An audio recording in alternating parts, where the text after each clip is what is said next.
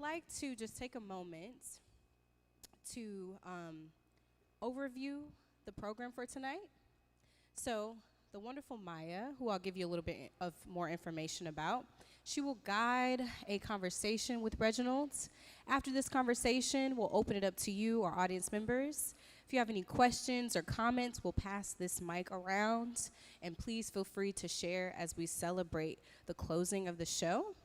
Painters Refuge will be open through MLK Day, which is this Monday, the 16th. We also have a full day of programming from 9 to 4 p.m. on MLK Day, so please, if you haven't seen the show and you want to participate and celebrate the legacy of Dr. King, please feel free to join us from 9 to 4. And following the audience Q&A, I highly, highly encourage you to purchase your own copy of the catalog for the exhibition. It'll be available for purchase here and also in our museum store.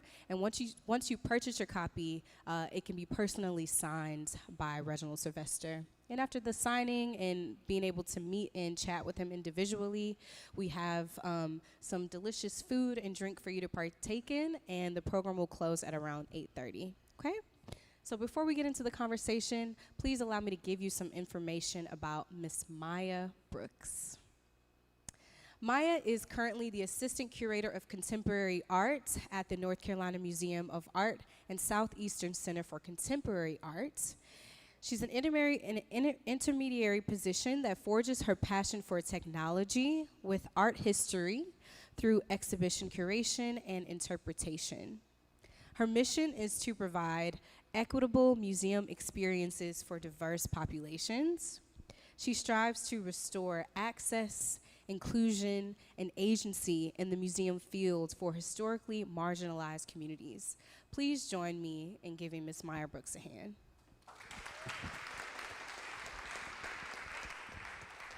Can everyone hear me?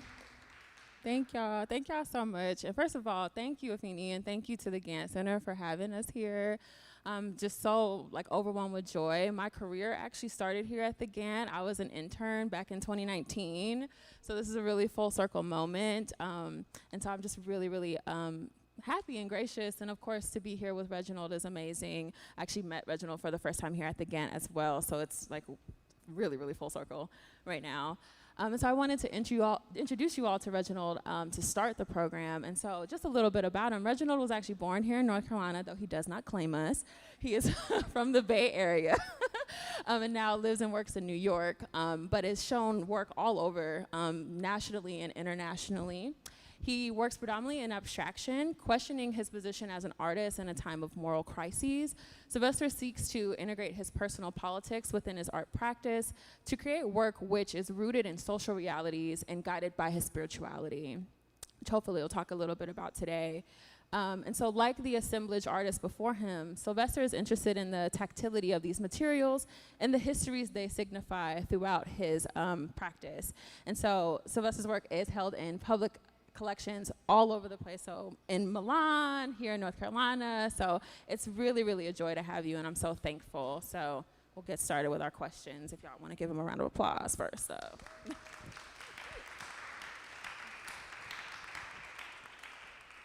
And so for those that don't know you or aren't familiar with your background, you have a background in so many different areas, right? From graphic design to fashion.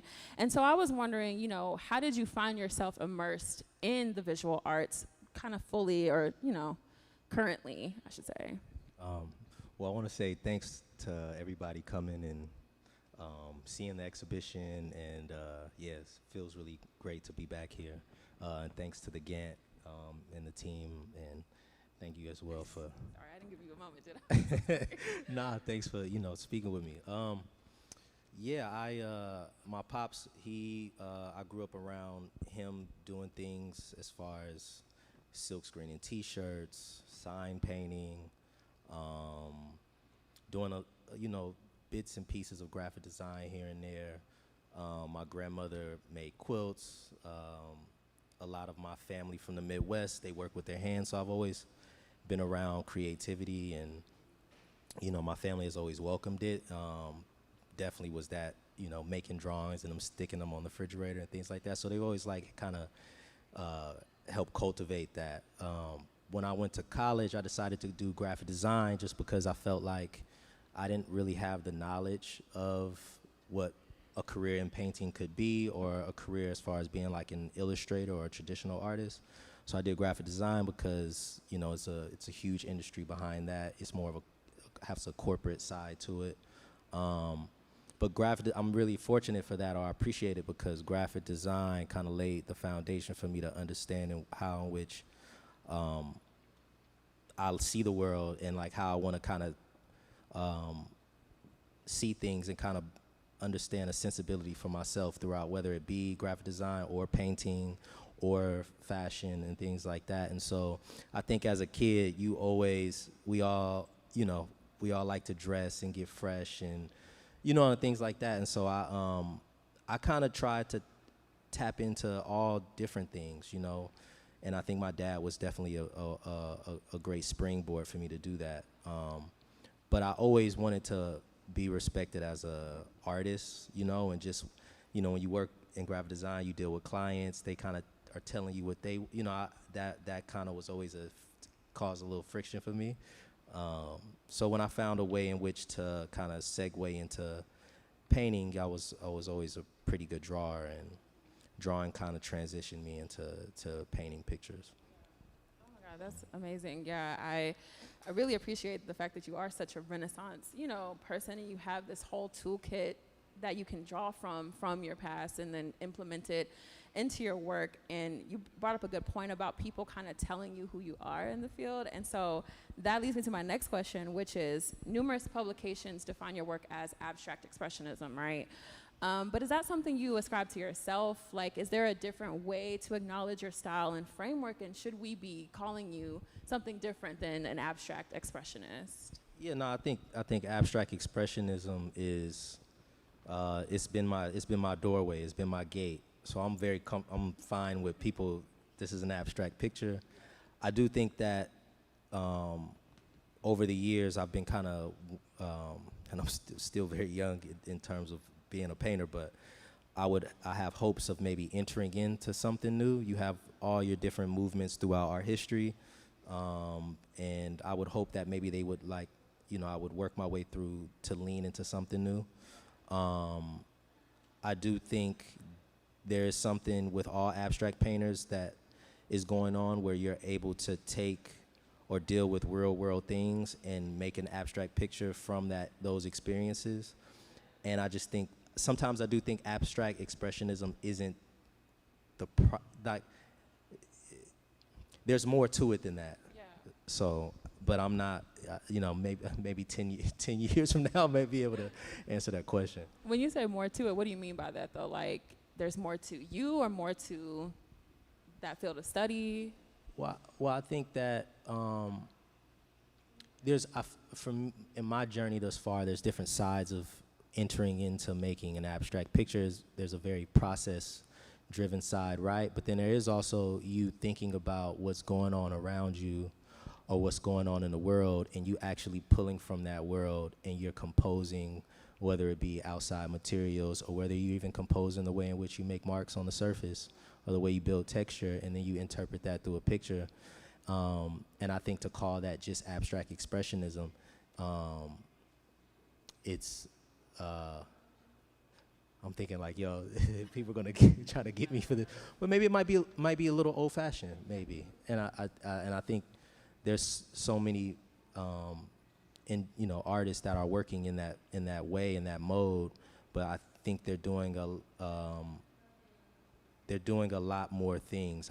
I would say maybe, and this is just kind of coming off the cusp, but spiritual expressionism maybe, because for me, I'm trying to work out things with the soul, or I'm trying to like get people to be able to work out things with themselves in the inner and the spiritual realm through experience in the paintings. That's a interesting way to think of your work, spiritual expressionism. Like, I've never heard that before. So it's kind of like, or spiritual realism too, yeah, you know. So yeah.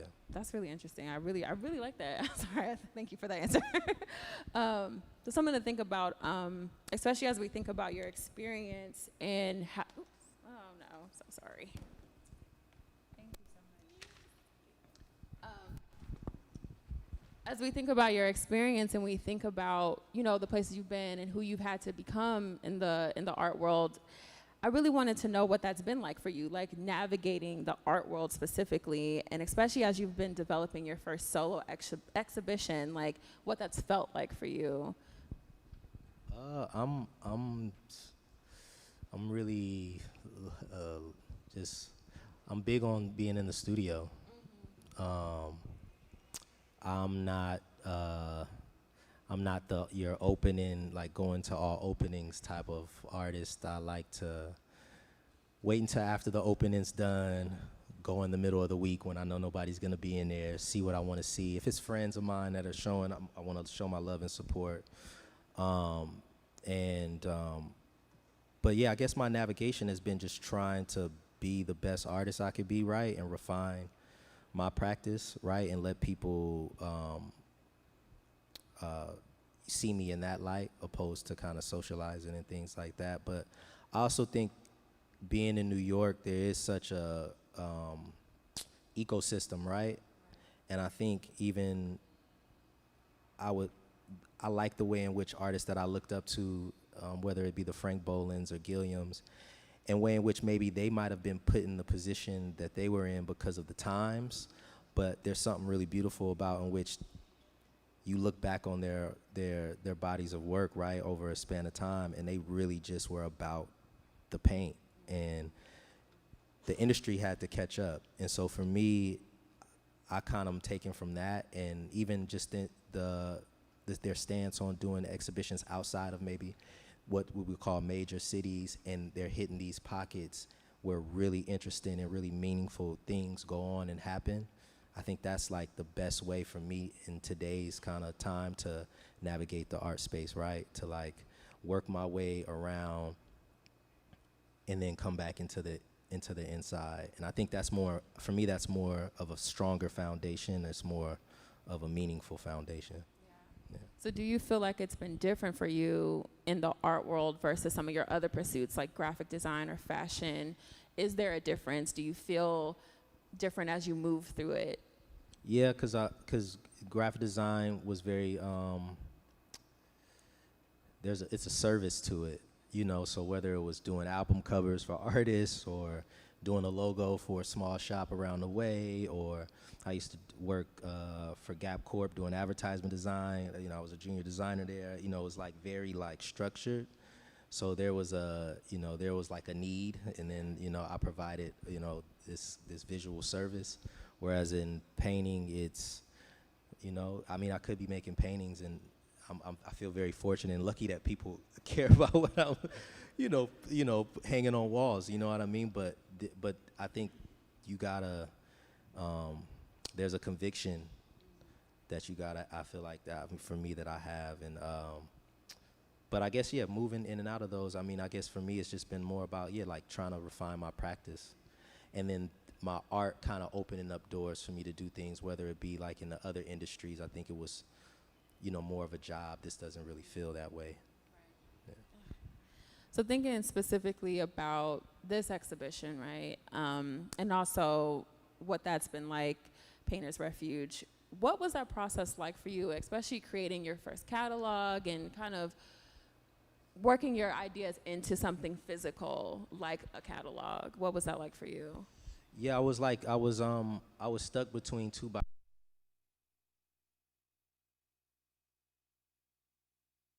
you know, accept me to do an exhibition here. Through that process, I came into something totally new, which is the offering paintings that you all, if haven't seen, will see upstairs. And,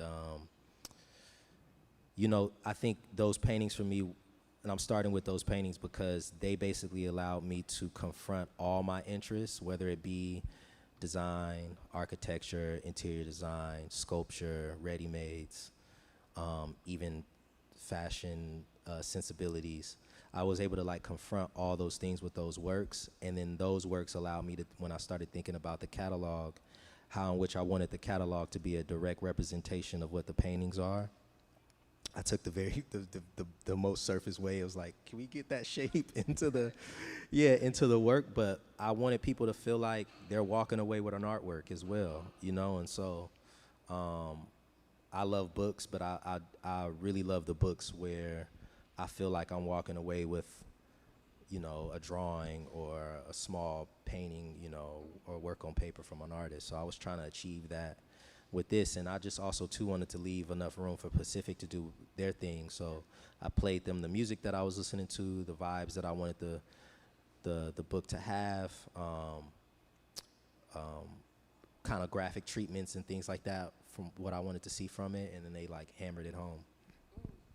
That's it is. I think you did achieve that idea that you're taking something with you, especially taking something specific from the exhibition, because you've become so known for the cut, the physicality. Like, I think that's a beautiful testament to who you have become known for, or what you become known for, excuse me. So I think that's very interesting to think about. I think the other thing that I was thinking about with your exhibition was the title a lot. The word refuge has, especially in today's times, has a lot of weight to it. And so I was wondering where you drew that from. And so what does Painter's Refuge represent for you? And really, is it an emotional state, a physical place, or some kind of combination of ideas? I think it's a little bit of both. Emotionally, yeah, like I was talking with the gentleman earlier. I don't know where he's at, but yeah, right there. And I was just saying that, like, we all deal with so many things in life, but where do we have to really work those things out? For some people it might be therapy, for some people it might be the gym. You know what I mean? It's like, or it might be listening to certain music, some people it's dance, and for me, working out the things that I go through is in the studio and making paintings. So I do feel a sense of refuge within the process of making artwork, right? But then at the same time, I'm also trying to touch on these kind of biblical themes and the connection between specifically Black and brown folk and our relationship to God, but at the same time, everybody's kind of relationship too. But I think my duty is to speak about us first and foremost, and we go through a lot of stuff. So I'm trying to make these pictures in a way in which our people can deal with those things while viewing the work. And so painting for me is my refuge. Believing in God is a form of refuge for me, and a way of life. When I first started making the paintings, I don't know I'm sure people have seen The Last Samurai with Tom Cruise, and anyway, there's a theme song, and the title of that theme song is A Way of Life. When he was talking about the Japanese and they're focused and how what they were doing is very spiritual, it just kind of reminded me of like what I was trying to achieve and do with these works. And so I would play that song over and over and over and over again. And I just thought about, it made me think about, well, what if I didn't have any shows, or what if I didn't, sell any paintings? Would I still be doing this? And I think the purest form of one being any type of creative, whether it be a musician or whatever, you're not doing it to be recognized. It's great to be recognized, but you're doing it because it does something for you. You know what I mean? And so for me, painting is, in a sense, a way of life. I would be probably still drawing or making small paintings even if I had another career at, doing something else. I kind of want to take it back to something you mentioned just a second ago, with really speaking to Black and brown communities especially, and this kind of representation there. As a curator, you go around, you see so many different art forms, people engaging different things, and I've noticed that a lot of your contemporaries are choosing to experiment more with figurative work. So thinking about portraiture, thinking about really, really expressive work that looks at Black people and Black bodies in specific, in full front, right? But I was wondering, how has abstract painting, especially not even just the painting, you do sculpture as well. So how has that facilitated your understanding of these similar issues in history and representation? Yeah, I tons of my contemporaries are focusing on the Black body, And I think that's very important. We feel a lack of in the space, right? And we want to see ourselves. An OG of mine from Oakland, Lord's will, I get to meet this man one day, but Raymond Saunders spoke about in his time how, and I believe this is during like civil rights or like during the Black Panthers and all that time, where black images were just flying everywhere. And but at the same time, I feel like he said that we shouldn't, he felt like too much of that is not good because we're giving too much of ourselves in a place in which we don't control or own. And so I kind of like, that kind of rings true to me, right? Like, even on a selling side, there's a market with art, there's an art-driven market. Black and brown figurative painting has become a commodity, right? And these black and brown bodies are in not homes of black and brown, people. They're, it's like you're making the work so your people can see you, but they're not actually able to really, the majority of us are not able to live with that. And that's not for me to take away from that at all. But what I would like for me, or I try to do, is my concerns are more about the spiritual. And so I want to create spiritual experiences for us to like deal with things. And I think that kind of can last a lot longer, opposed to, I don't want to, you know what I mean? So it's like, but I feel like that's where I kind of, where I want to live.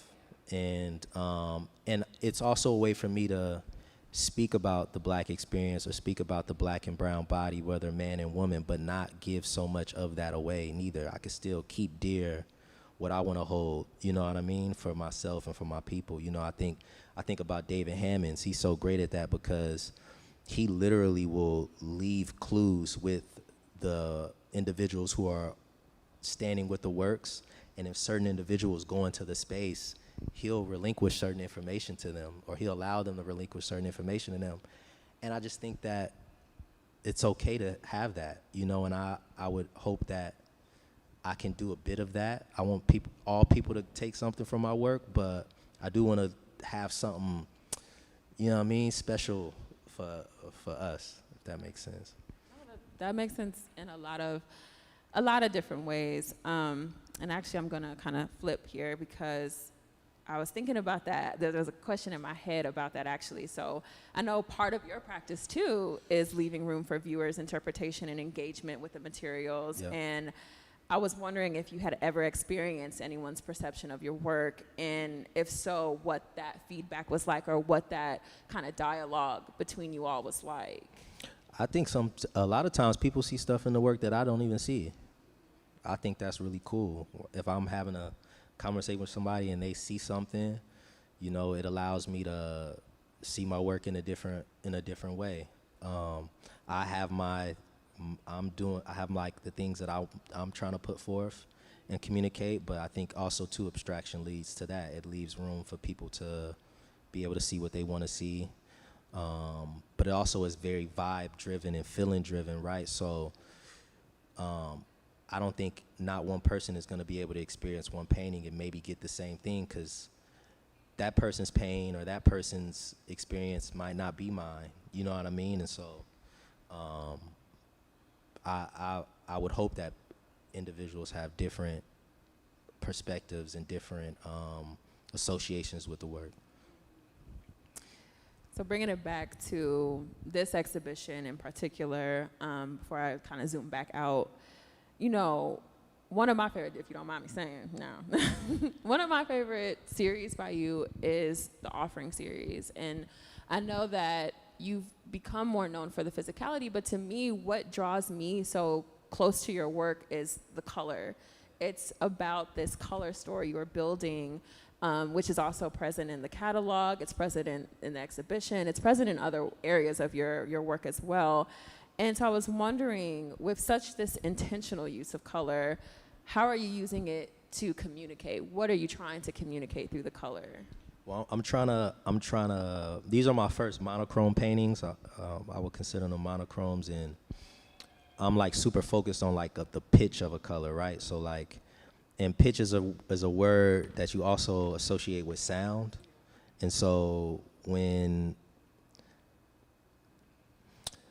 if I'm listening to Mary J. Blige's My Life, there's certain cadences and tones that hit you and you like, dang, I want to hear that a million times over, you know what I mean? And so, and it releases something. You know, I'm sure when she heard that beat or that instrumental, it released something in her to sing the way she sung. And so for me with the color red, I was trying to hit a certain pitch with the red, and that's why you see different variations of it. And I would hope that that pitch would hit people in a certain place, because that maroonish work might not hit you, but maybe the bright red one might, you know, like, so I was trying to find like a pitch between these different hues of red in which to like trigger something in the viewer. And then just in a process way too, just to investigate the color, you know what I mean? Like how maybe a brighter color or a brighter version of the red might reflect at you, but the deeper color might draw you in, you know? And I want the viewer to be able to move to and fro between the works or to and fro between one work. I'm very interested in making the body move by in which the way I'm using the color on the surface. Yeah, I think for me, the reason I always loved offering so much, and also Red Redemption is a favorite of mine too, was because I remember I called it suffocating. I called it intense. It's like arresting, right? Like you sit or you look at something and your chest gets tight. It's like a bodily kind of thing that happens with you. And I think that that's definitely translated in the work. It depends on, you know, where you're at in your life or what you're thinking at the time. And so I definitely found myself thinking that. And I know you and I also had a conversation about color as well as being this translation of landscape. And so that green is like that urban and, you know, so I think that's an important piece for the audience to know too, is that these colors have different meaning throughout. Yeah, most definitely. And also it's like, you know, because those offerings are on rubber, and in the moment of making them, I didn't really think about this, but I'm calling them offerings because after I made the first one, it's like a black one, and I felt like, you know, if, I don't know, God was a sin from heaven that moment, what would be my best offering to him, right? You know, the scriptures, they give sacrifices and stuff, that would be that for me. And I felt like, you know, but making these paintings on rubber and thinking about the history and the industrialization of rubber, you know, King Leopold III and the atrocities he committed in the Congo was you know, bloody. You know, it was very rigorous. And so even being able to kind of use the red to kind of touch on that historically too, I think was something for me, you know what I mean? And yeah. So kind of zooming back out and looking forward, really, as you continue to advance as an artist, do you see your art style or influences changing? For sure. Yeah, I'm like, I get bored easy, so I'm trying to always find new ways in which to make a picture. I was speaking with some of the staff, the young ladies earlier, just about, or I was bringing it up too, actually, I'm sorry, about, I've been like taking all these images with my phone, and like now I'm getting them silk screen on canvas and painting on top of them. Not the first person to do that, but composing them in a certain way in which, you know, it reflects my thoughts on how we deal with digital imagery versus real. And I'm always trying to find new ways to make a picture. I don't want anybody who's seeing my work to like get used to a style from me. It's more about like a sensibility. And so I could be working with these silkscreen printed paintings, or I could be working with rubber, but they can maybe live within a space together, and you can kind of tell they came from the same artist, even though they're quite different. And then, you know, delving deeper into not only just the physicality or really the style, but more so the topics. Like, are you excited to be working with any new topics going forward as well? Yeah, I'm super into trying to get to this futuristic, brutalist place. I don't know what that looks like. I'm still figuring it out, but I'm very concerned with that right now. Trying to find new ways in which to represent us on the planing plane. So I was talking to you about focusing on the skin tones, right? Melanated skin tones from very light to dark, and finding ways in which to make pictures about that. Sculpture as well. You know, the cuts in the paintings and the offering paintings have showed me a way and opened up a door for me to make sculpture. So the leftovers, usually the leftovers I would put back into the painting, and these leftovers if they've informed the way in which I'm welding steel together in order to make these sculptures, which I call gates. So I'm just also trying to look back on what I've done and see if I can like take new routes and find new ways to remix things. Yeah. And so my final question before we open it up to the audience, because I'm sure you all have your own thoughts and questions. This is a fun one because we've also talked about this. But if you could show your work anywhere next, you know, public or private, where would you show it and why? And like, what would you include in that? That's a big question, I know. Yeah, what did I say? I don't even remember what I... You showed me a rendering of sculpture. 12 gates. Yeah. Yeah, I would... Dang, I have to do that. Tell them what that is. Yeah, so I go on these tangents, and I make it probably hard for Max, because he's like, wait, you trying to do this? And I'm like, yeah, we need to do, you know. But anyway, so the gate sculptures that I was speaking about, again, I don't want people to get used to seeing paintings from me, so I want to like kind of create new space, you know, new types of exhibitions. And I wanted to basically make this kind of installation where there's 12 gates, and it's inspired by Revelations, I think 12 and 11, where it's talking about the chosen, the people that make it to heaven get to walk through the 12 gates of heaven or whatever. And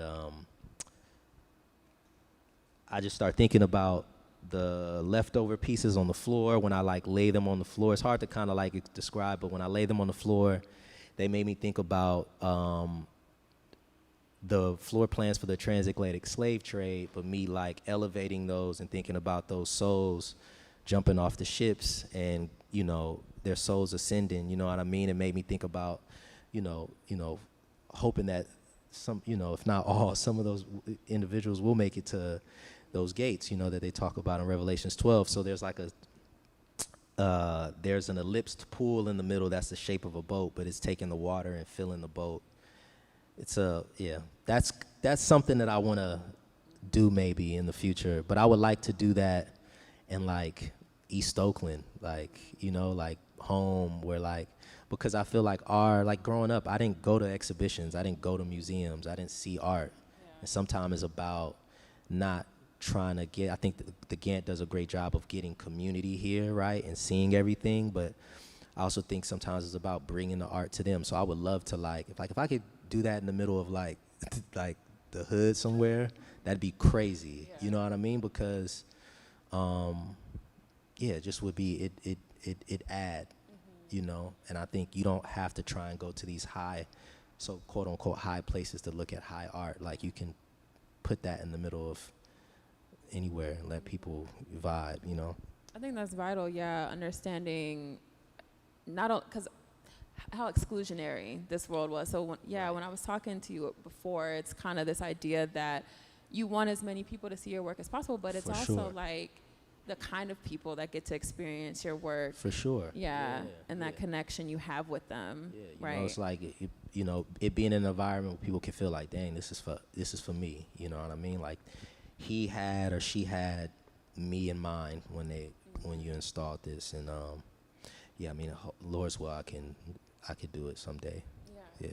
Someday you're gonna do it. Yeah. You're gonna get there.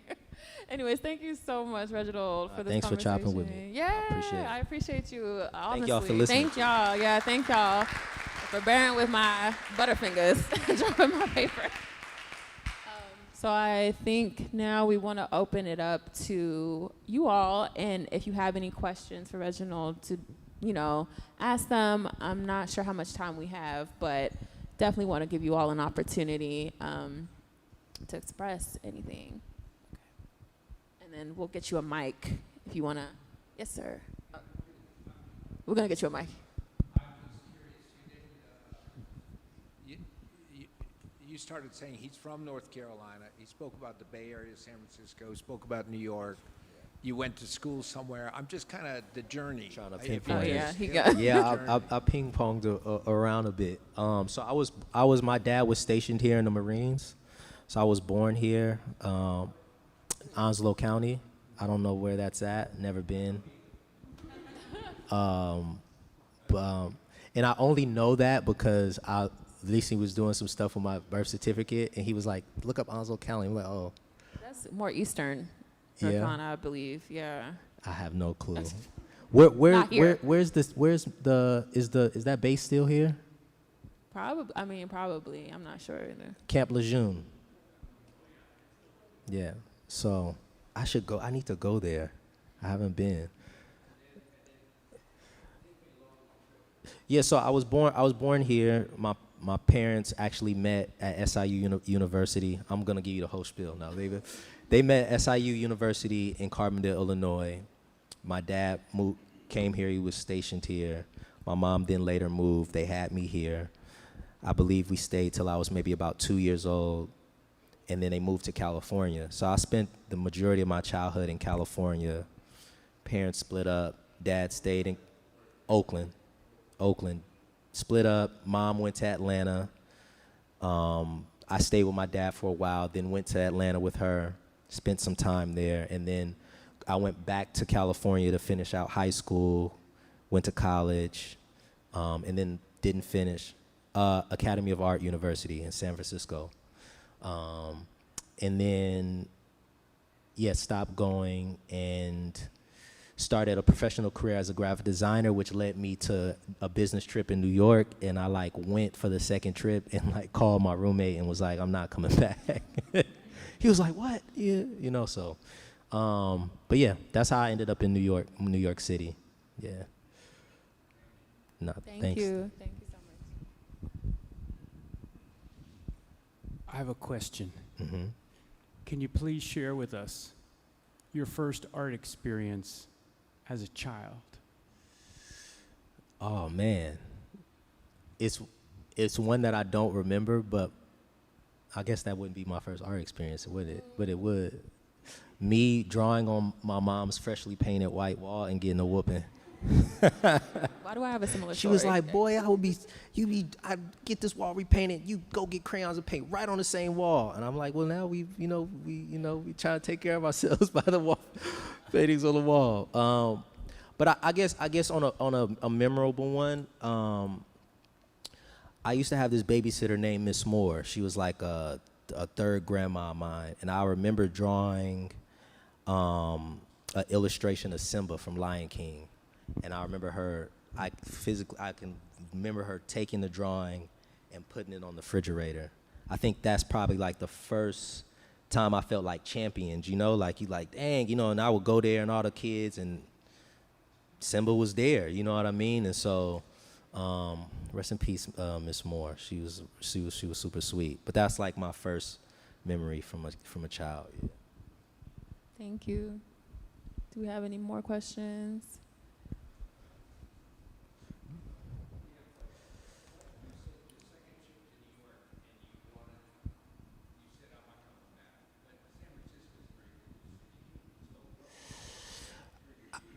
Well, it's some time gaps in there, but I had basically stopped going to school. I stopped going to school, and my dad was like, move home, but I just knew he was gonna have me doing all the chores. I wasn't doing that. So I basically just told him, I lied. I told him, I was like, yo, I'm gonna work a job and save money to go to school. But I basically really just started taking what I learned from school as far as graphic design and built a one-person business out of it.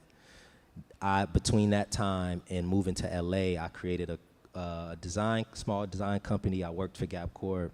I started a clothing brand called Red Panther. It got some steam behind it. And then I moved to LA, and I didn't like LA at all. And I had that work trip. Maybe I was in LA maybe 6 months, and during that 6 months I had that work trip in LA, and I went to New York and was like, nah, this is I just felt like the landscape of LA was very comfortable, too sunny. Yeah, it was just, no, I was not, it's just at that time. But when I went to New York, I was like, yo, this city's gonna grow me, like it's gonna challenge me. I'm starting over kind of, and, so that's why I chose New York, yeah. I went to the Bronx first, and then I moved to Brooklyn. And funny enough, the guy who brought my first artwork is who helped me get my apartment and everything. So that was really nice. Yeah. Hello. Sorry, sis, my bad. Oh no, we were laughing because we're both from New York, and I was saying that that place is definitely like a character development area. Yeah, so yo. I understand. Yo, listen, New York gonna try you. Listen. The city fight back. I appreciate that. Yeah, you definitely got to take it to the chin. Where y'all going? Oh, well, I'm originally from Rockland County. Okay. So it's about 30 minutes from the city. Oh, okay. And then, where are you from? He's from Queens. Okay, Yeah, hey, so bet New York. represent, Yeah, New York in the house. Yeah, I rock with New York, man. Yeah. The food there is so much good food. Just reminiscing, but I'm Carla, by the way, and I wanted to ask if you create from a place of. I'm sorry, I can't hear you. Oh, my bad. Can y'all hear me better? You said is you this said good? something, by the way, or. I'm sorry. Speak up. Can y'all hear me better now? Yeah. Okay, cool. So I was just curious if you create from a space of self-expression, because I realize how apparent your relationship with God is. So do you create from a space of like wonder of the communication that you have or that intimacy that you built with the Most High, or from a space of storytelling? Like you want to tell that story of your ancestors or just the Black collective as a whole? I'm trying to pivot between all of that. Like I'm working out my own things, my own internal things and gunk, right? I'm also reading the scriptures and trying to. My dad always told me, he was like, yo, in whatever you do, you're first, you should give to God. So I try and, for me, it's like, what else is there to talk about in my artwork? You know what I mean? Like, what else is there? I could be, so it's like, and so I try and deal with my own personal things, but also get inspired by the scriptures and put that back into the work. History is a huge thing. I think the Bible is the greatest history book of all time. So I try and find those parallels between what we would call history and what we would call faith-based reading, which most people consider the Bible to be, and find those parallels and put that back into the work as well. So I'm trying to deal with all of that. And I think if I do that good enough, I'll get what I need to get from the process. Well, thank you. I appreciate the Great question. vibe. Yeah.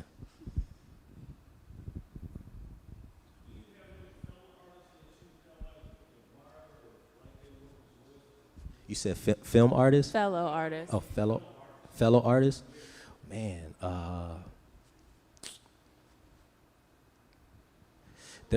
there's an artist by the name of Eric Mack. He works with like textiles and fabric. I think the way in which he composes, he considers his works to be paintings. He'd like drape found garment from here to the next room, and he does really beautiful installations and work. I like the way he thinks about his work, because he does think about them as painting. I like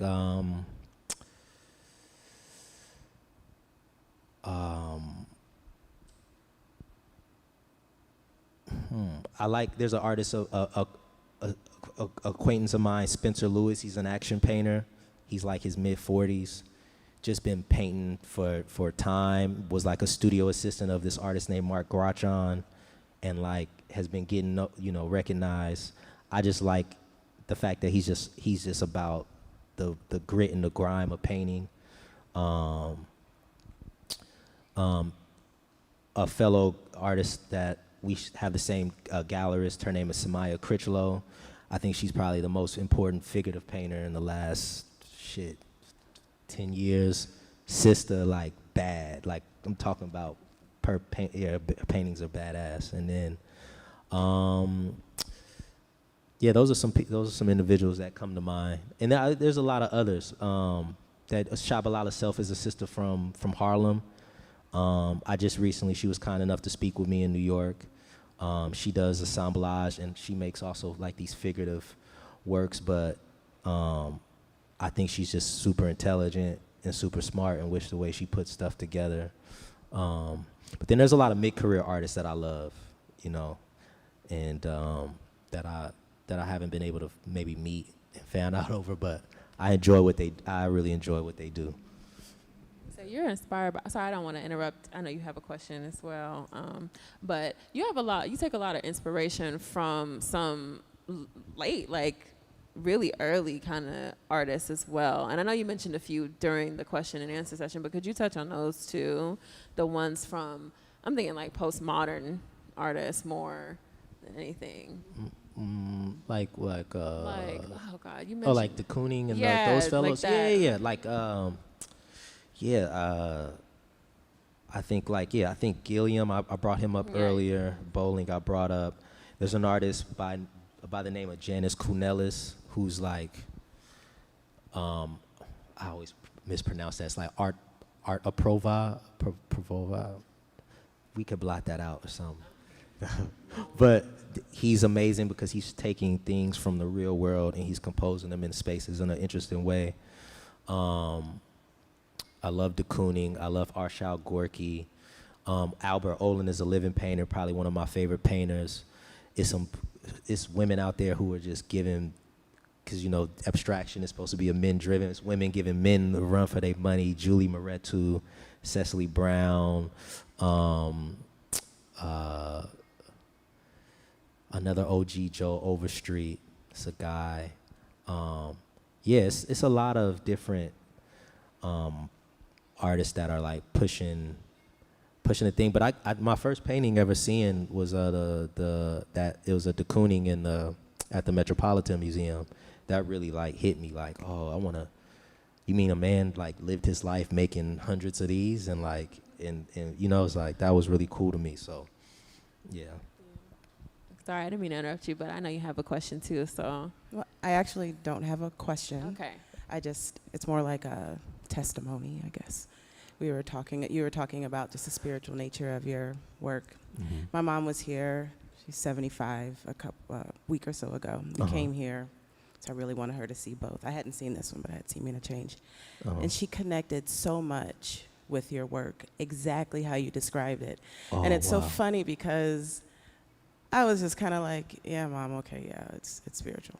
She was like, no, and she's like going into it. I'm like, it's lots of red, and it's beautiful. But, yeah. I mean, she was but here you are talking, saying what she was saying. I mean, she just really connected. So I just wanted to thank you for inspiring her and getting her to talk and connect with art. I mean, we don't get to visit very much, and so I'm glad that we had the opportunity to come here and see that and have that connection to art. And for her to even spark in me just to look deeper and more spiritually at the work, that I didn't see it that way. And I know that, you could see it how you want, but here is the artist saying these things. Yeah. So she was right. So I get to tell her that she was right. Yeah. But I just wanted to give that little testimony. Shouts out to moms. Thank you. Yes. That's like, those are my hopes, But I don't want you to also look at the way in which you saw it as wrong, because maybe your concerns were more about the color and about how that red is hitting you, right? And that's why I've been like, I was just telling Leandra earlier, I was like, I really love that space because it does allow you to sit. I was talking to Melissa, about your husband Jay, and he was able to like sit, you know, with it. And so it's like, my hopes is if you sit long enough with it, it'll start to peel layers and layers and layers. And so, I appreciate that. Thank you.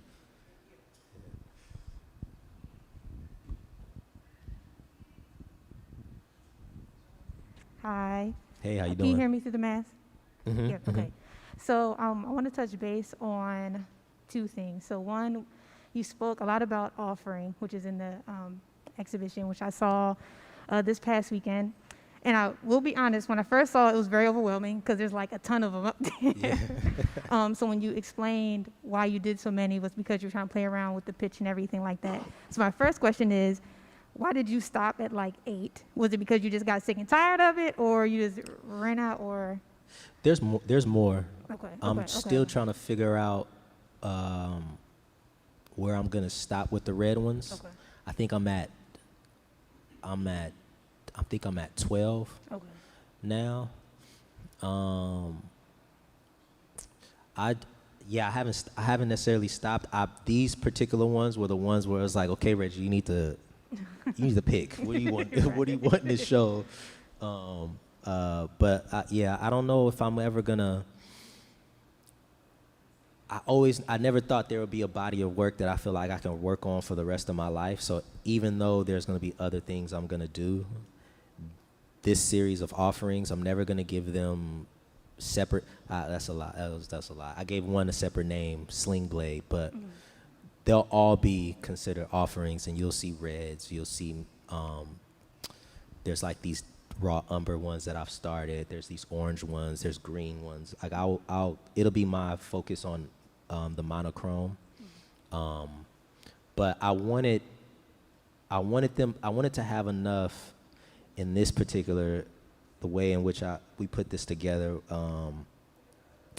to really show my thinking, because people were, before this show, were very much so just used to seeing gestural painting from me.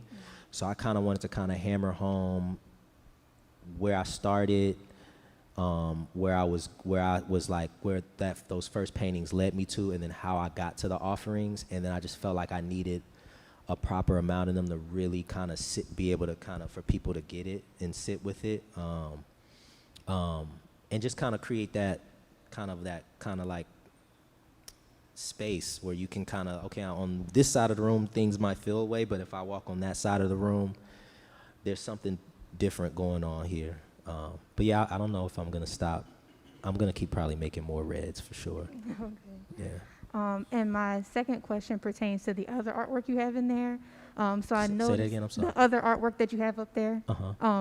So I believe the medium in which you used were military material. Yeah. So what drove you to use those particular materials for those pieces? I was excuse me. Oh, no. I was like, I've been searching for exterior materials to like work on, and materials that have like their own history before I start adding my history to them. And I'm super big on vintage shopping. I love buying vintage tees, getting vintage denim and all of that stuff. And I came across this tent shell half. At the time I didn't know it was a tent shell half. I just thought I was buying a tarp. I was like, oh, I'm gonna stretch this over a substrate and paint on it. And then when I started looking up what the particular things were, they basically, I had one half, and they're essentially two halves that come together to make a tent. And so at that particular time, I was listening to like a lot of Jimi Hendrix and like that type of music. And I was like, dang, it'd be cool if I can find some that are from like the late 60s, early 70s, like during that time, right? And I found a dude on eBay who collects new ones, old ones, and I was like, yo, any ones that you have from this particular time period, can you send me I'll buy those? And I bought like 15 or 20 of them, and I started to make paintings on them. And I was listening to, dang, what's that Jimi Hendrix record? I was like, I can't think, I'm brain farting right now, I can't think of the name, but it was Hey Joe. I just had Hey Joe on repeat.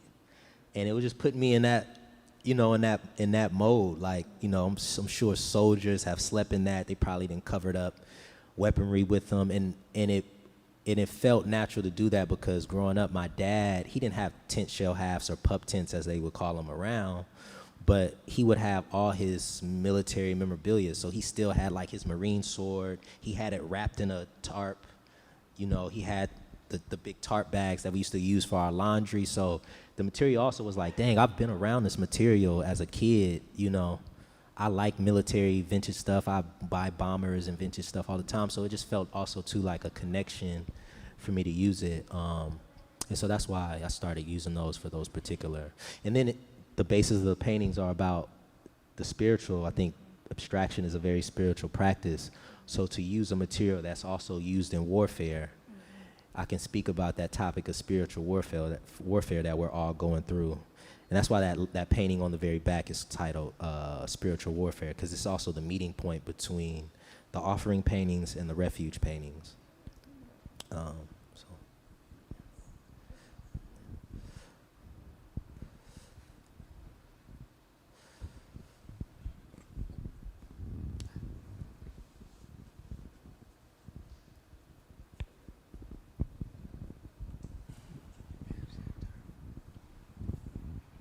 Hello. Hey, how you doing? Good. My question had to do with the materials you use in your work. Mm-hmm. I wanted to know, are there any specific materials you enjoy working with the most? And if there are any, why? And I also want to know, are there any materials you work with that you didn't really like too much or you struggled with in your work? So I enjoy working with the offering paintings, the rubber, the most. I equally enjoy working with the rubber more than the refuge, right? Than the tent shells, but the tent shells are more they're more difficult because the material is not. I'm not stretching it where it's completely firm. So like if I'm trying to paint on it, it dips in. You know, I gotta kind of wrestle with it a bit.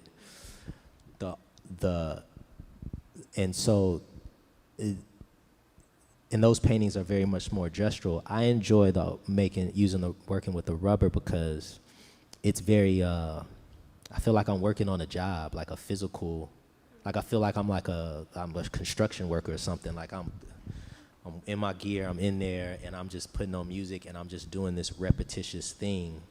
But there's a means to an end to it. And it just feels very physical and process driven and almost like therapeutic, because I'm fighting with this material to like stretch it tight, and you know, and the material rubber has that elasticity to it, there's a toughness to it. But I also enjoy it because when I finish doing the stretching, I break it up in days. So I stretch for a whole week, and then I come in the next week and I paint. And I like working with the material because there's going to be a show where I'm just going to not paint on them at all. I'm just going to stretch them, put the cuts and leave it. But there's something about the depth and of the blackness in rubber. Yeah. And the more I'm spending time with it, it's making me pay attention to that. And I want to kind of like start writing about what that means to me or what that means to the world, you know, and what that continue that conversation on the industrialization of rubber and like those connections. So I guess I enjoy the rubber more, if that answers. Absolutely. Yeah. I have one more question. How do you know when a painting is complete? Man, they're never really done. I have a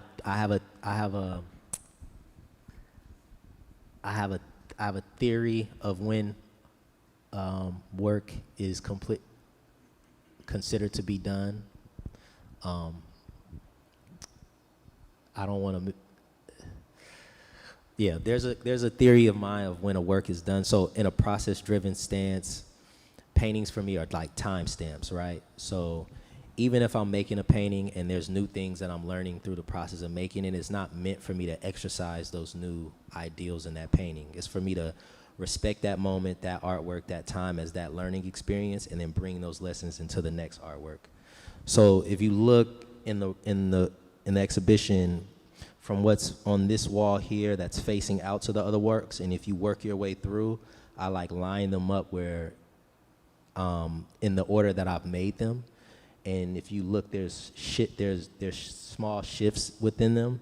And then even when you get to Red Redemption in the middle, that's like a breaking point where I'm feeling like I don't need to make gestures on the canvas. I can just wipe away at the composition completely, and I can say exactly what I need to say. And then you go into the other ones, and then I dip back into gestures, and then I go into the offerings. So that's one part of it, where I just feel like you have to respect an artwork for what you learned from it, not because you feel like you can push it further. That's one part. And then I don't think the artwork is fully complete until the viewer does what they need to do with it. So like I'm doing my thing, but like these works, I have nothing to do with them anymore. They belong to everybody. They belong to the viewers now, and I won't be able to really know when it's done because I don't necessarily know what every viewer has assessed with an artwork. You know what I mean? And I think sometimes us as painters, we can just be so concerned, or most people might think we're so concerned about what we're doing with the artwork, but now I'm wondering, well, now I'm talking to, hopefully I get to talk more with you guys while I'm here, but now I'm starting to find out what the work is really doing, you know, and it's doing its, you know, it's becoming complete, you know. The offerings, this might not be good to say, but I hope they don't last because rubber deteriorates over time. So I hope they disintegrate. And then I think the completion, I was thinking about this the other day in the studio. Were we talking, no, me and you weren't talking about this, but I was basically thinking about rubber not lasting, it deteriorating, and basically if I was to show these, I don't know, 60 years from now, I mean, I probably won't be here, but 60 years from now, I would just show the substrate, which is the frame, and the debris of what's left over would just be on the ground because it's not going to hold. And I think that's a beautiful thing about these works, not lasting forever. Nothing lasts forever, you know? So that's my hope for those particular works, how they can be complete. Everybody has seen them, experienced them. They've taken all the anguish, pain, and anxiety from the viewers, and then it's on the floor and done. No, thanks. Thank you. Okay. Well, thank y'all so much. Thank you again, Reginald. Thanks for talking to me. Yes, Thanks so all for grateful. the wonderful questions. Hearing me blab. Yeah. Hopefully stick around and get a catalog, of course, and we'll have Reginald sign those for you all. And yeah, get some food and some drink as well, and we'll be around if y'all want to talk. Thank y'all. No, what? No, it's your day.